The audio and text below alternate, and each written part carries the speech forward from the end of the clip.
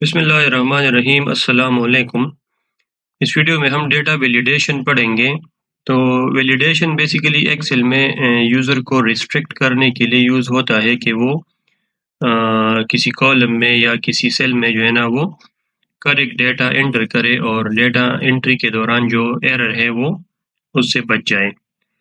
तो ये मेरे पास कुछ कॉलम्स हैं, नेम है, एज है, date of birth, phone number and country. अब मैं चाहता हूँ कि अगर मैं यहाँ पे नेम एंटर करूँ तो मैं यहाँ पे कोई भी वैल्यू एंटर कर सकता हूँ। इसी तरह अगर मैं यहाँ पे एज में टेक्स्ट टाइप डेटा एंटर करूँ, एज में फॉर एग्जांपल मैं नेम एंटर करूँ तो मैं एंटर कर सकता हूँ बिकॉज इसमें कोई वैलिडेशन नहीं है। इसमें कोई रूल नहीं है कि मैं कौन से टाइप का डेटा कौन सी जगह पे एंटर कर सकता हूँ। इस तरह डेट ऑफ बर्थ के अंदर भी मैं एनी टाइप ऑफ डेटा जो है वो एंटर कर सकता हूँ। तो इन सारों कॉलम्स पे हम जो है ना वो डेटा वैलिडेशन लगा देते हैं। तो वैलिडेशन लगाने के लिए मैं पहले इस कॉलम को सेलेक्ट करूँगा और यहाँ पे डेटा टैब के अंदर एक ऑप्शन है डेटा वैलिडेशन और ये मैं माइक्रोसॉफ्ट एक्सेल 365 वर्जन यूज़ कर रहा हूँ। डेटा वैलिडेशन को मैंने क्लिक किया।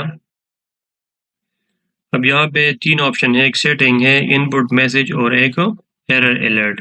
सेटिंग के अंदर ये मुझसे अलाउ में मुख्तलिफ ऑप्शन है। तो चूँकि ये नेम है तो नेम का टाइप जो है वो टेक्स्ट होता है, तो मैंने टेक्स्ट लेंथ सेलेक्ट किया और text length is between minimum मैं चाहता हूँ कि मेरा नाम जो है वो मिनिमम 10 कैरेक्टर्स हो और मैक्सिमम या मिनिमम 5 कैरेक्टर्स हो और मैक्सिमम लेट्स सपोज 10 कैरेक्टर हो। ओके क्लिक किया। अब यहाँ पे मैं एक नाम एंटर कर देता हूँ, फ़हद। तो यू कैन सी फ़हद जो है वो 5 कैरेक्टर्स है।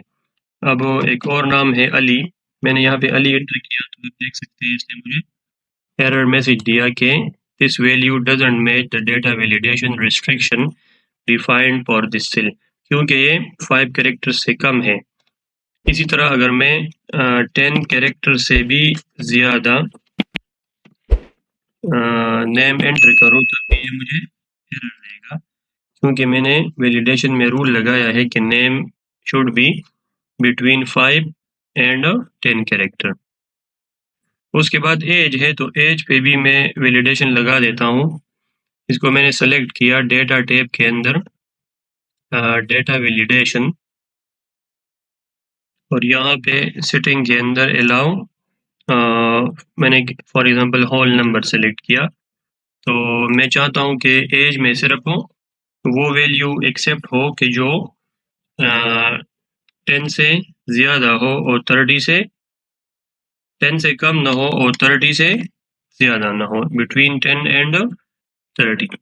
इसी तरह यहाँ पे इनपुट मैसेज में भी मैं एक मैसेज दे सकता हूँ कि मैसेज और यहाँ पे प्लीज़ एंटर योर एज और यहाँ पे एरर अलर्ट के अंदर मी में मुख्तलिफ ऑप्शन है, एक स्टॉप है, वार्निंग है एंड इंफॉर्मेशन है। तो यहाँ पे फॉर एग्जांपल मैंने वार्निंग सेलेक्ट किया और यहाँ पे टाइटल है वार्निंग अलर्ट। यहाँ पे मैं मैसेज दे देता हूँ please enter age between 10 and 30। मैंने ओके क्लिक किया तो आप देख सकते हैं अब ये मुझे मैसेज डिस्प्ले कर रहा है कि प्लीज़ एंटर योर एज। यहाँ पे मैंने फॉर एग्जांपल एज एंटर किया 15, तो 15 इज़ ओके, क्योंकि 15 10 से कम नहीं है और 30 से ज़्यादा नहीं है।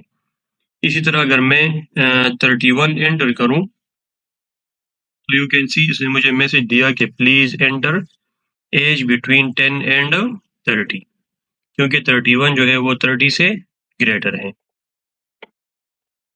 उसके बाद डेट ऑफ बर्थ, तो डेट ऑफ बर्थ पे भी हम वैलिडेशन लगा सकते हैं। इसको मैंने सेलेक्ट किया डेटा टैब के अंदर डेटा वैलिडेशन क्लिक किया। यहाँ पे सेटिंग के अंदर अलाउ के अंदर मैं डेट ऑफ बर्थ चूँकि उसका टाइप डेट है तो मैंने डेट को सेलेक्ट किया और डेट का भी मैं रेंज दे देता हूँ कि कौन से रेंज के अंदर मैंने डेट को एक्सेप्ट करना है।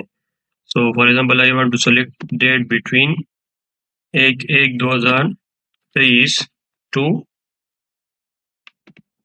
1/1/2024।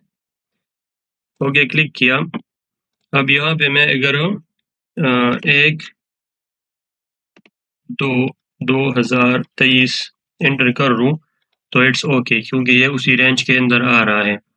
लेकिन अगर मैं यहाँ पे कोई दूसरा डेट एंटर करूँ, फॉर एग्जांपल 2/3/2025, तो यू कैन सी ये मुझे एरर मैसेज डिस्प्ले कर रहा है कि ये जो डेट है ये उसी रेंज के अंदर नहीं आ रहा। उसके बाद है फ़ोन नंबर। तो फ़ोन नंबर अगर यहाँ पे अगर मैं फ़ोन नंबर एंटर कर दूँ जो कि मतलब ये मुझसे अभी सारे डिजिट जो है वो एक्सेप्ट कर रहा है क्योंकि यहाँ पे वैलिडेशन नहीं लगी। अब मैं चाहता हूँ कि यूज़र फ़ोन नंबर एंटर करे तो वो मैक्सिमम 10 नंबर्स का हो और 10 नंबर से अगर ज़्यादा हो तो मुझे एरर मैसेज जनरेट करे। तो फ़ोन नंबर को मैंने सेलेक्ट किया यहाँ पे डेटा टैब के अंदर डेटा वैलिडेशन को क्लिक किया। अब यहाँ पे मैंने जो है ना वो जो फ़ोन नंबर है उसका वैल्यू होल नंबर है, बल्कि यहाँ पे मैंने कस्टम को क्लिक किया क्योंकि अब यहाँ पे मैं फार्मूला लगाऊंगा कि maximum length should be 10 numbers या 10 characters is equal to length of, यहाँ पे मैं वो सेल सेलेक्ट कर देता हूँ, length of D5 is equal to 10। Okay click किया। तो अब यहाँ पे मैं अगर 10 कैरेक्टर्स से या 10 नंबर से ज़्यादा फ़ोन नंबर ऐड करूँगा तो मुझे एरर डिस्प्ले होगा। ये 10 नंबर्स है तो ये एक्सेप्ट कर रहा है, इट्स ओके। लेकिन अगर मैं 10 नंबर से ज़्यादा फ़ोन नंबर एंटर करूँगा तो ये मुझे एरर देगा क्योंकि मैंने वहाँ पे वैलिडेशन में रूल लगाया है कि phone number should not be greater than 10। अच्छा, उसके बाद है कंट्री। तो कंट्री में भी मैं अपनी तरफ से कोई भी वैल्यू ऐड कर सकता हूँ, लेकिन अगर मैं इस पे वैलिडेशन लगाऊँ तो यूज़र रिस्ट्रिक्ट हो जाएगा कि वो सिर्फ वो जो ड्रॉप डाउन लिस्ट है उसी में से कंट्री को सेलेक्ट करे। तो इसको मैंने सेलेक्ट किया यहाँ पे डेटा टैब के अंदर, डेटा वैलिडेशन क्लिक किया और यहाँ पे अलाउ के अंदर मैंने लिस्ट को सेलेक्ट किया। अब लिस्ट में ये मुझसे इनपुट मांग रहा है कि मैं कौन सी वैल्यू यहाँ पे एंटर कर दूँ।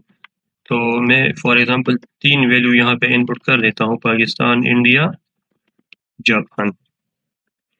ओके क्लिक किया तो यू कैन सी अब यहाँ पे मेरे पास 3 वैल्यूज़ आ गई है और यूज़र रिस्ट्रिक्टेड है कि वो इन्हीं 3 वैल्यू में से एक वैल्यू को सेलेक्ट करेगा।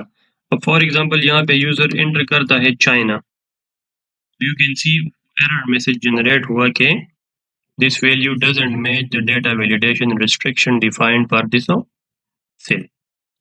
सो ये था वैलिडेशन। वीडियो अच्छी लगी हो तो वीडियो को लाइक करें, चैनल को सब्सक्राइब करें और बेल आइकन दबाएं ताकि इस तरह की वीडियोस आप तक पहुंच सकें। Thanks for watching the video.